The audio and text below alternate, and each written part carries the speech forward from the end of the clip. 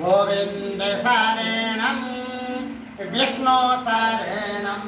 बोले श्री सत्यनारायण भगवान की जय। एक समय नैमिषारण्य तीर्थ में सौनकादि 28,000 ऋषि श्री सूत जी से पूछा, है प्रभु, इस कलयुग में वेद विद्या रहित मनुष्य को प्रभु भक्ति किस प्रकार मिलेगी तथा उनका उद्धार कैसा होगा। इसलिए हे मुनि, कोई ऐसा तप के जिसे थोड़े समय में पुण्य प्राप्त हो तथा मनवांचित फल मिले, वह कथा सुनने की हमारी इच्छा है।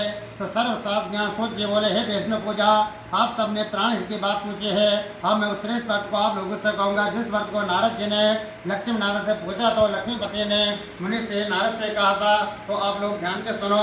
एक समय योगी राज नारद जी दूसरे हित की इच्छा से अनेक लोग में घूमते हुए पृथ्वी लोक में आप पहुंचे।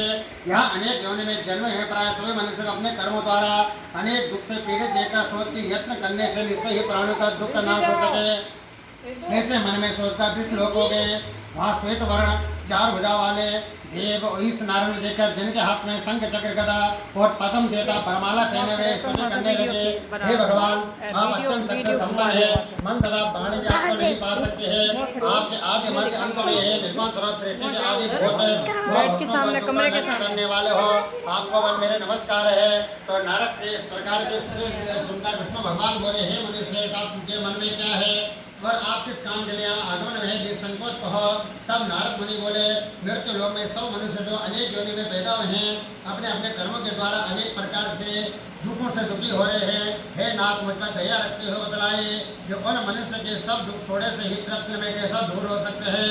तो श्री भगवान जी बोले, हे नारद, मनुष्य की भलाई के लिए तुमने बहुत अच्छी बात पूछी है। जिस काम की करने से मनुष्य मोह छोड़ जाता हुआ मैं कहता हूँ, सुनो, बहुत पुण्य देने वाला स्वर्ग तथा पृथ्वी लोक दोनों में एक दुर्लभ उत्तम व्रत है। आत्म प्रेम